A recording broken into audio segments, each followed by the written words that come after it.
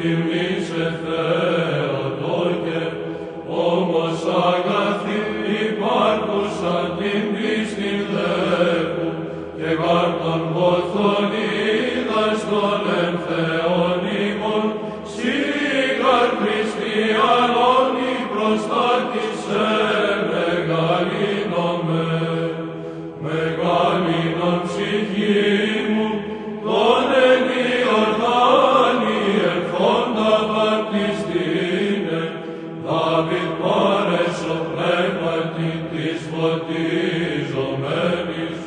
ειν προσέρθετε άδε προς Θεόν, εν πίστη λέγον φωτίστητε,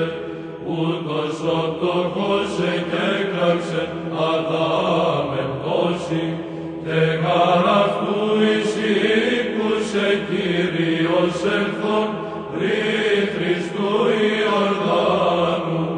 θαρέντα δε ανεκαίνησε.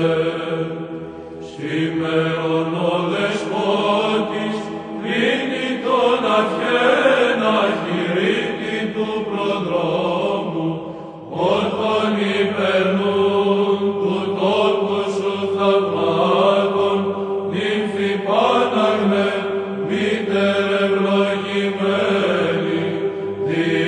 δυστυχότες παντελούς σωτηρίας, επάξιον κροτούμεν ως ευεργέτην, δώρον φέροντες,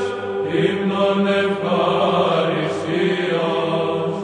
Σήμερον Ιωάννης βαπτίζει τον Δεσπότην εν ρήθρης Ιορδάνου, ειν μετάμωσιν υβάτω δεδειγμένα, δε προξένιστες μίσιν εξηριασμένα, ως γαρ σέσωστε πυρφορούσα